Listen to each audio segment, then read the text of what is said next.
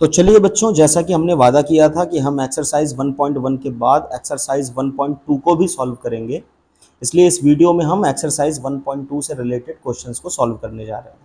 ठीक है, यहीं पे जो है वो इस चैप्टर के जो कॉन्सेप्ट हैं, इस टॉपिक के जो कॉन्सेप्ट हैं वो हम क्लियर करने की कोशिश भी करेंगे।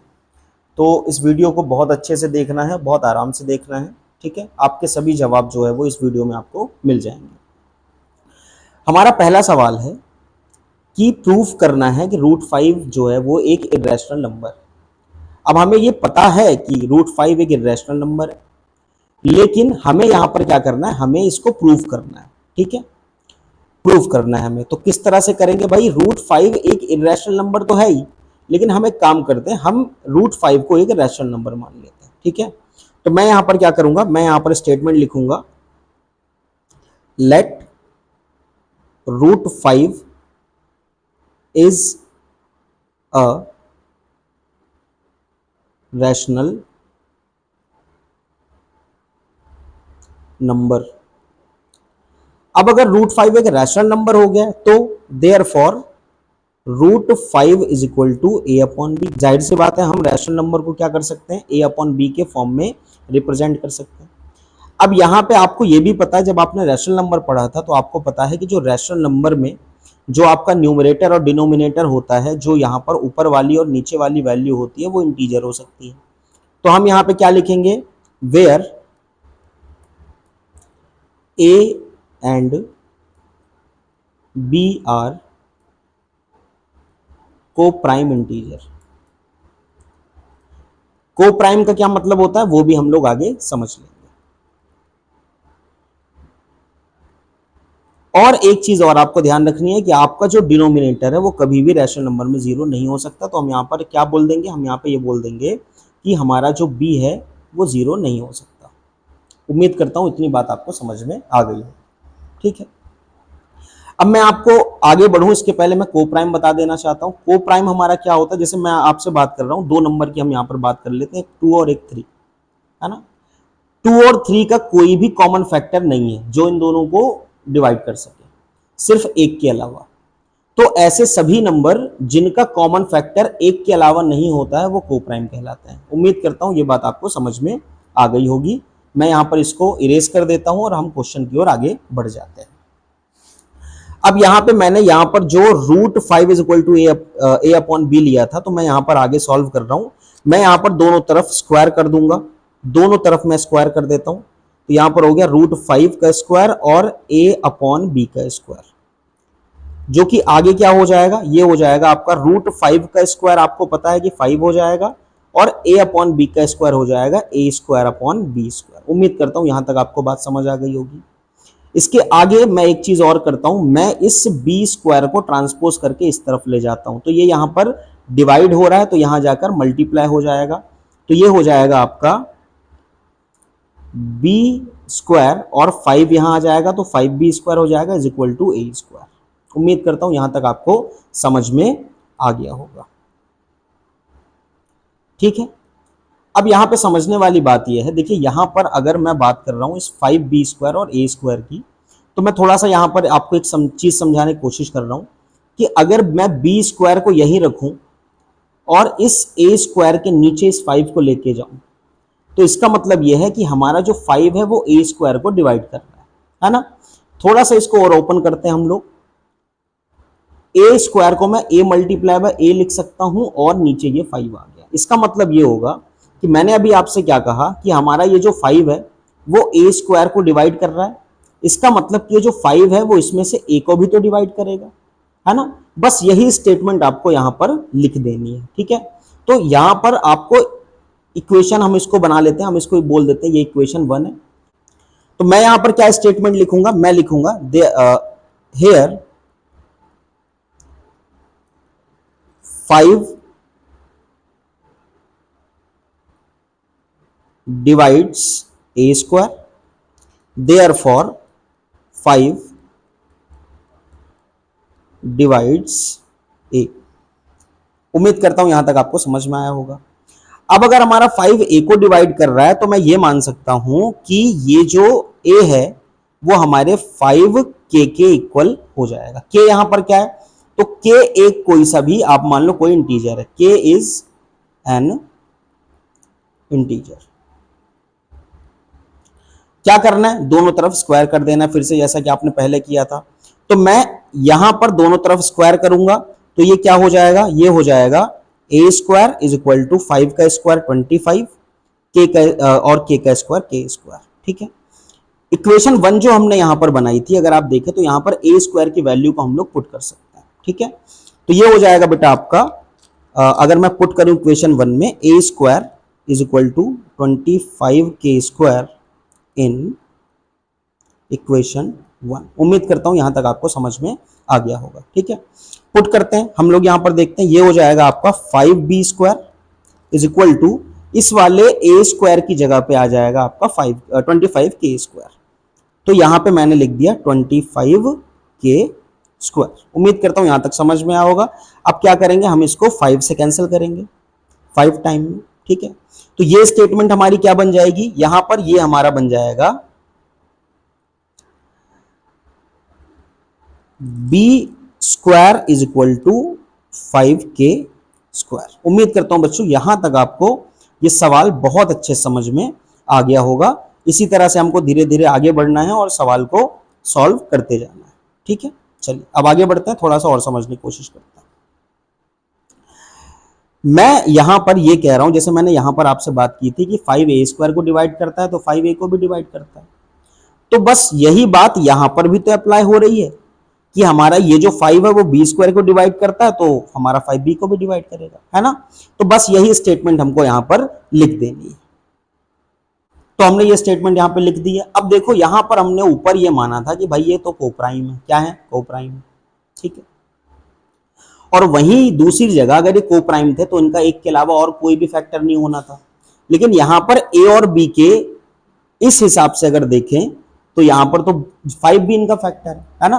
तो ये गलती हमसे क्यों हो रही है, ये गलती हमसे इसलिए हो रही है क्योंकि हमने ऊपर ही जो है वो हमारा एक जो हमने माना था कि √5 एक रैशनल नंबर है, वही हमारा जो अजम्पशन था वो गलत हो गया। ठीक है, तो यहां पर जो हमने अगर उसको रैशनल भी माना तो भी वो इरेशनल ही हो रहा है। ठीक है, तो यहां पर बस जनरली आपको बस वही स्टेटमेंट आपको यहां पर नोट कर देना है। ठीक है, अब यहां पे हमको क्या समझ में आ रहा है, हम लोग क्या लिखेंगे, तो इसको हम लोग थोड़ा सा ध्यान से देखते हैं।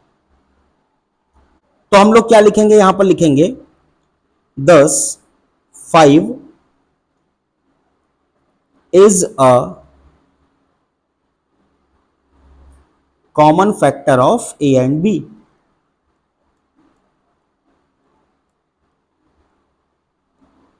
है ना, क्यों हो रही गलती हमसे ये, क्योंकि हमारा एजम्पशन ऊपर गलत था। बस जनरली आपको कुछ नहीं करना है, आपको बस यही स्टेटमेंट को यहां पर नोट कर देना है। ठीक है, तो मैं अब फाइनल इसका स्टेटमेंट लिखने जा रहा हूं। तो देखिए हम उसको कैसे लिखेंगे, हमको यहां पर लिखना है, तो हमारा फाइनल स्टेटमेंट क्या हो जाएगा, यहां पर ध्यान से देखिए, this contradiction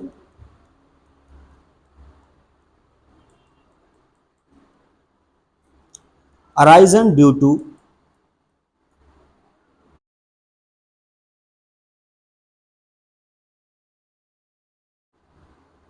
a wrong assumption that √5 is a rational number। तो हम क्या कह सकते हैं, therefore √5 is a irrational number। और इसके साथ ये सवाल हमारा सॉल्व हो जाता है। तो बच्चों मैं उम्मीद कर रहा हूं ये सवाल आपको बहुत अच्छे समझ में आया होगा। आप यहां से इसका स्क्रीनशॉट ले सकते हैं, है ना। और इसके बाद हम लोग, चलिए बच्चों क्वेश्चन नंबर 2 को हम लोग देखते हैं, है ना। क्वेश्चन है हमारा, प्रूव दैट 3 + 2√5 इज इरेशनल, है ना। तो जैसे हमने पहले सवाल में किया था, हम सबसे पहले इस पूरे स्टेटमेंट को, यहाँ पर ये जो हमको नंबर दिया हुआ है इसको हम लोग रैशनल मान लेंगे, है ना। तो मैं मान लेता हूं कि हमारा 3 + 2√5 एक रैशनल नंबर है।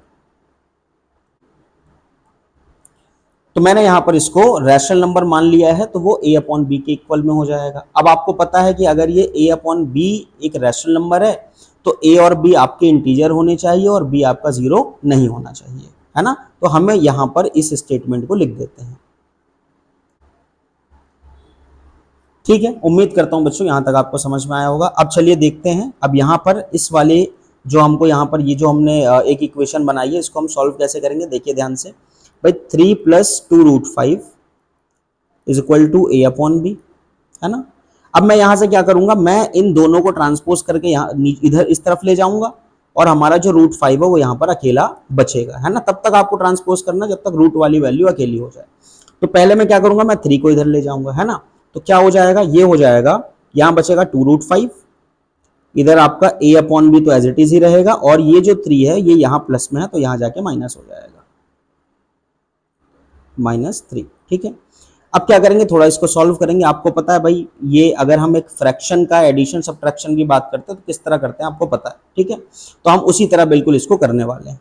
तो ये हो जाएगा आपका 2√5 इज इक्वल टू a, और इस b का आप जो मल्टीप्लाई है वो 3 में करोगे, है ना, -3b अपॉन यहाँ पर ये जो आपका डिनोमिनेटर b है वो एज इट इज आ जाएगा, ठीक है। इसके बाद आपको क्या करना है, आपको इस 2 को भी इस तरफ लेके जाना है, ठीक है।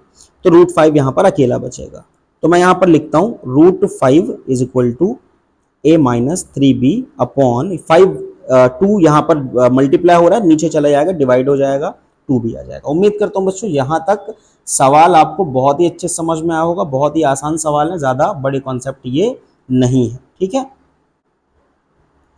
चलिए अब देखते हैं आगे। अब यहाँ पर एक चीज़ हमको समझ में आ रही है, हमने ऊपर क्या माना था कि हमारे a और b दोनों इंटीजर है ना, इसलिए यहाँ पर क्या होगा बेटा, हम लोग एक बार समझ लेते हैं इसको। अगर a और b हमारे दोनों इंटीजर थे तो यहाँ पर ये जो वैल्यू बनी है a -3b अपॉन 2b की, तो इसमें से a -3b भी हमारा इंटीजर होगा और 2b भी हमारा इंटीजर होगा, है ना। तो बस यही स्टेटमेंट मैं यहाँ पर नोट कर देता हूँ। क्या लिखूंगा मैं, यहाँ पर मैं लिखूंगा hair a -3b is an integer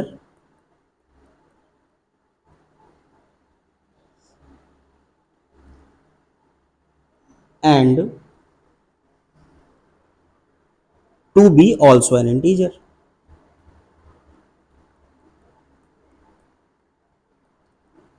अब अगर ये दोनों इंटीजर हैं, अगर ये इंटीजर हैं तो अगर ये इंटीजर है, जैसे a और b इंटीजर था तो रैशनल था, अब अगर ये भी इंटीजर है तो भाई ये भी रैशनल होने चाहिए, है ना। तो बस हम इस चीज को भी यहाँ पर लिख देते हैं, therefore a -3b upon 2b is a rational, ठीक है। लेकिन हमें क्या पता है, हमें तो ये पता है कि भाई ये जो हमारा √5 है ये क्या है, ये इरेशनल है ना। अब अगर a -3b upon 2b rational है और ये √5 के बराबर है तो ये √5 हमारा रैशनल होना चाहिए, है ना। Therefore √5 is also a rational. लेकिन हमें क्या पता, हमें पता ये है कि हमारा √5 जो है वो एक इरेशनल नंबर है ना। तो ये कंट्राडिक्शन क्यों हो रहा है हमारे साथ, क्योंकि हमने ऊपर ही जो है वो बहुत ही गलत चीज मान ली थी कि हमारा 3 + 2√5 जो होगा वो एक रैशनल नंबर होगा, है ना। तो यहाँ पर हमारा जो एजम्पशन है एक बार फिर से गलत हुआ। तो हम ये स्टेटमेंट यहाँ पर लिखेंगे और कहेंगे कि ये पूरा का पूरा जो नंबर है वो क्या होगा, वो इरेशनल हो जाएगा, ठीक है। तो मैं यहाँ पर उस चीज को नोट कर देता हूँ, ठीक है। This contradict the fact is √5 is a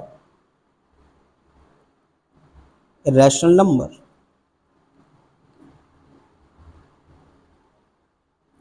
Therefore अब आपका पूरा का पूरा ये जो नंबर दिया हुआ था 3 + 2√5 ये भी इरेशनल हो जाएगा।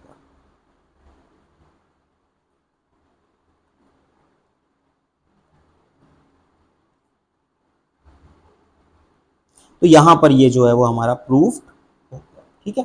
अच्छा थोड़ा राइटिंग की प्रॉब्लम है ना, मैथ के टीचर हैं आप लोग, देख लीजिएगा थोड़ा, है ना।